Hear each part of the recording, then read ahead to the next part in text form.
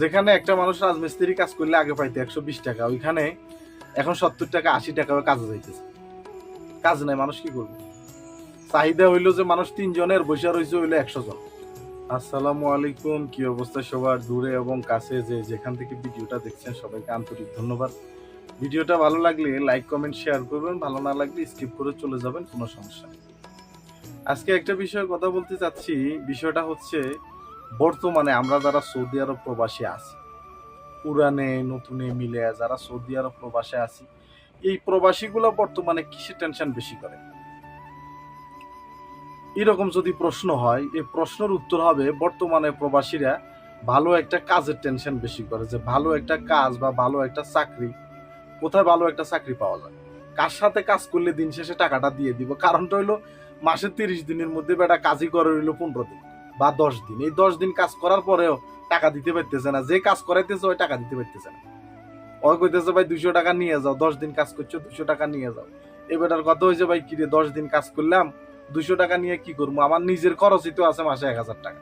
1000 টাকার নিচে একটা মানুষ চলতে পারে না।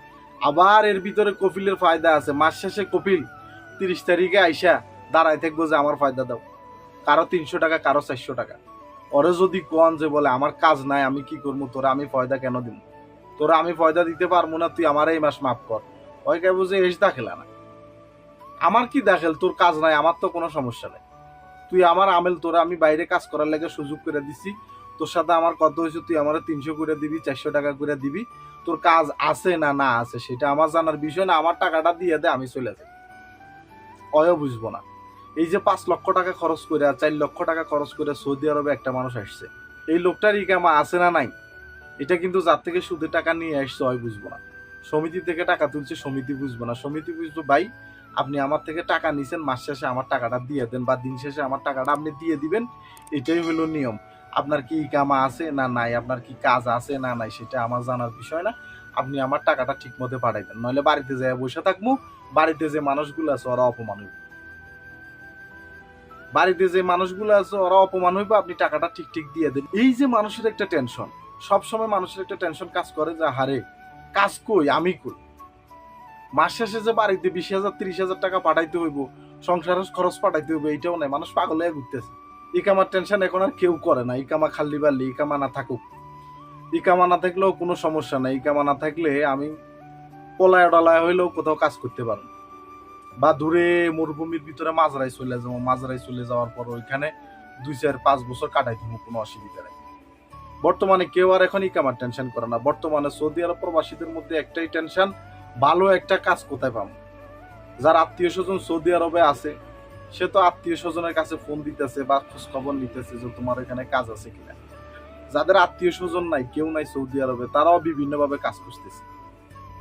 সবাই কাজের ধান্দায় ব্যস্ত, যে কাজ কোথায় পাওয়া যায়। 4 লক্ষ 5 লক্ষ টাকা খরচ করে সৌদি আরব আসার পরে ওই মানুষটা কাজ পাচ্ছে না। পুরানা যে লোকগুলো আছে, ওই লোকগুলোরও কাজ নেই। ওরা যদি 5 দিন কাজ করে, 10 দিন বসে থাকতে হয়। একটা মানুষ বিদেশে কেন আসে? বিদেশে আসে নিজের ফ্যামিলিটা যেন ভালো থাকে, নিজে যেন ভালো থাকে, এই জন্য একটা মানুষ দূরের একটা দেশে আইসা পড়ে থাকে। কিন্তু এই দেশগুলোতেও এখন অর্থনীতির অবস্থা খুবই খারাপ। অর্থনীতির অবস্থা খুবই খারাপ। এই দেশগুলোতে এখন আর আগের মতো কাজ নাই। মানুষ মানুষ বসে থাকে, বসে বসে দিন কাটাতেছে। মাস শেষে কিন্তু মেসের বিল, রুমের ভাড়া এগুলো ঠিকই দিতে হইতেছে। মাস শেষে কিন্তু বাড়ি থেকে ফোন দিতেছে, কিস্তি এলায়া বাড়িতে বয়ে রয়েছে, কিস্তির টাকাটা পাঠানো। এই কারণে মানুষের ভিতরে এখন আর ইকামার কোনো টেনশন নাই। আধুর ইকামা না থাকুক, ইকামার আমার দরকার নাই। আমি পলায় পলায় কাজ করবো 2 4 5 বছর থেকে, এরপরে একবারে চলে যাবো ধরা দিয়ে, কোনো সমস্যা নাই। কিন্তু কাজের দরকার, আমার কাজটা আমি কই পাই? মানুষ কাজ নিয়ে টেনশন করতেছে প্রচুর প্রচুর। মানুষের ভিতরে এখন কাজের টেনশন। যেখানে একটা মানুষ রাজমিস্ত্রি কাজ করলে আগে পাইতো 120 টাকা, ওইখানে এখন 70 টাকা 80 টাকা কাজে যাইতেছে। কাজ নাই, মানুষ কি করবো?